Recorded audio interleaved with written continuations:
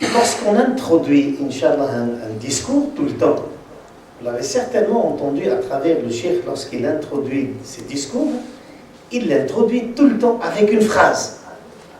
Avec une phrase qui est la sollicitude de la demande. Et ça, c'est systématique. On introduit en disant que le meilleur récit, c'est le Coran. Et le meilleur chemin, c'est la sunna du prophète, alayhi salatu wassalam. Certains croient que c'est seulement une parure, un décor, à savoir, comme disent les Français, un salam alek. Vous voulez approcher quelqu'un, vous lui dites monsieur, monsieur le docteur, le ceci, le cela, l'excellence, et ainsi de suite, pour introduire votre demande. Ce n'est pas le cas. Selon l'enseignement du prophète, alayhi salatu wassalam, cette introduction, c'est un engagement du musulman. Comme l'engagement de Assalamu alaikum. Quand vous dites Assalamu alaikum, ce n'est pas bonsoir. Quand vous dites Assalamu alaikum, c'est que je m'engage avec vous à être la paix. Donc vous ne pouvez pas arrêter quelqu'un au milieu de la rue et vous lui dites Assalamu alaikum, vous allez l'agresser. La première chose qu'il doit vous dire, mais attendez, vous êtes menteur. Vous m'avez dit Assalamu alaikum et maintenant vous êtes l'agresseur. Ça ne marche pas. Ben, pour vous dire déjà, nous les musulmans, on doit faire un grand effort dans nos paroles et nos engagements. Donc nos bases, la base de l'individu, la base de la communauté, la base de cette mosquée, de toutes les mosquées où nous vivons, l'air que nous respirons, ben, il doit être toujours le livre d'Allah et la sunna du prophète alayhi salatu wassalam. Je vais me concentrer seulement sur, durant le temps qui m'est accordé, je vais essayer de faire vite, Inch'Allah, à la TGV, comme on dit, Inch'Allah.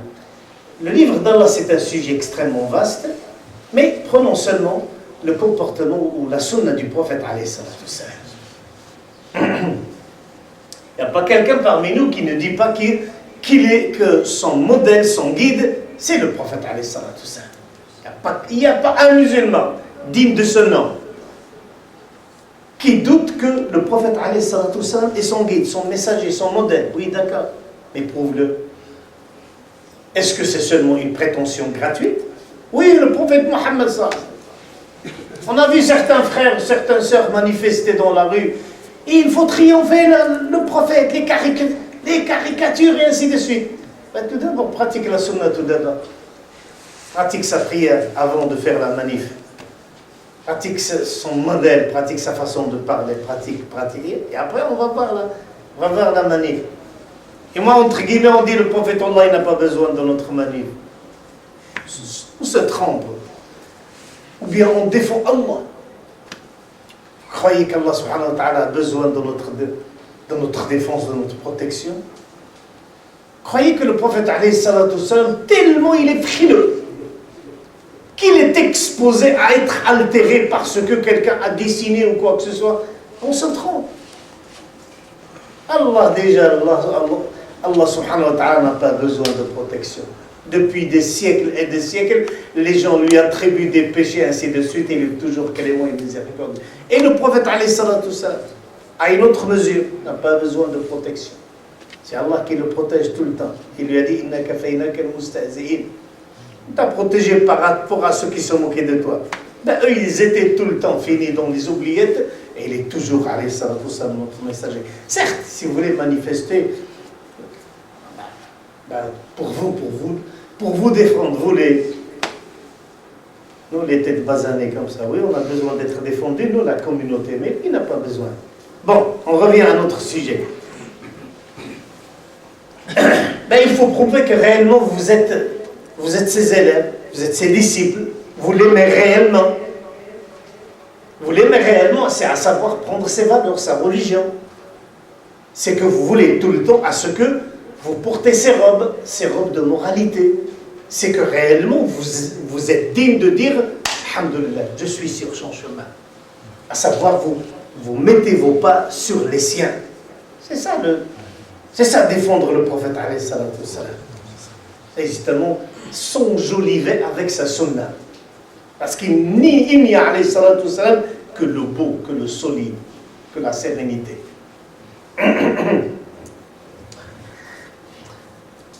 Allah subhanahu wa ta'ala a donné une parabole. Et cette parabole, c'est l'exemple du croyant. Et toute personne doit toujours se calquer sur cette parabole. Quand je dis parabole, ce n'est pas le satellite, hein, faites attention. Parabole dans le sens de l'exemple. Là, on dit parabole, tac, Jazira. Non, c'est pas le Jazira. Parabole, c'est l'exemple. Allah a donné une parabole, le croyant. Et normalement, on doit se dire, est-ce que moi je suis conforme à cet exemple? Et cet exemple, c'est dans Sourate Ibrahim alayhi salam. Alam tara kayfa daraba Allahu mathalan kalimatan tayyibah. Allah subhanahu wa ta'ala a donné une parole pure comme un arbre. Un jour, le prophète alayhi salam a dit aux croyants, le croyant ressemble à un arbre qui n'a pas de branche. Qui peut me le dire? Et lorsqu'il a posé cette question, il était à Médine. Et Médine, c'est Médine. Personne n'a trouvé la réponse. Il vivait à l'intérieur de la ville de Médine et personne n'a trouvé la réponse. Et lorsque le professeur Hassan a vu que ses élèves, personne n'a trouvé la réponse, et la réponse était devant. Elle n'était pas devant. Il fallait seulement regarder le plafond et trouver la réponse. C'était le dati, al-nakhla. Le plafond de la mosquée de Médine n'était pas en dur, c'était seulement en branche de dattier. Il a dit, mais c'est le dattier, c'est l'exemple du croyant. Pourquoi c'est l'exemple du croyant? Pourquoi vous devez vous comparer au dattier? C'est qu'il s'est enraciné dans les profondeurs du sol. Et ça, c'est la foi. Et tout un chacun doit maîtriser ce dossier. Est-ce que ma foi est conforme à l'islam? Autrement, je n'ai rien.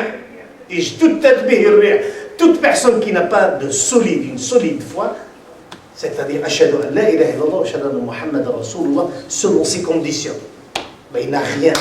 C'est un arbre corrompu, déjà en profondeur. Et tout ce qui l'engendre, il est corrompu. Celui qui a planté l'amertume, il a l'amertume.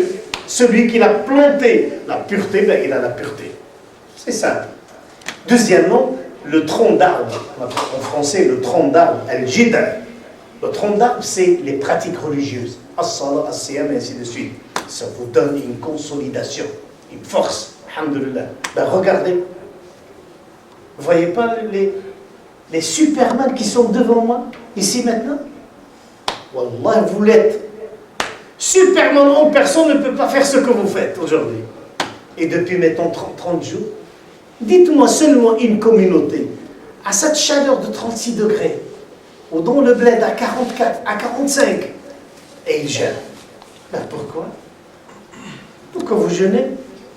Nous aussi, on a besoin vraiment d'une petite boisson bien fraîche comme ça, remplie par ces bulles. On a réellement envie. On ne le fait pas. Pourquoi on ne le fait pas? Ne me dites pas parce qu'on craint Allah. Parce que moi je préfère parce qu'on l'aime. C'est-à-dire cette relation d'Allah subhanahu wa ta'ala, certes c'est une crainte, mais c'est une crainte révérentielle. Parce que des fois les gens se trompent, surtout les non-musulmans. Lorsqu'on dit la crainte, ils disent votre religion est basée sur la peur. Mais nous, quand on a peur d'Allah, on va vers lui. Quand on a peur de l'être humain, on lui tourne le dos et on court. Sauf qu'il peut.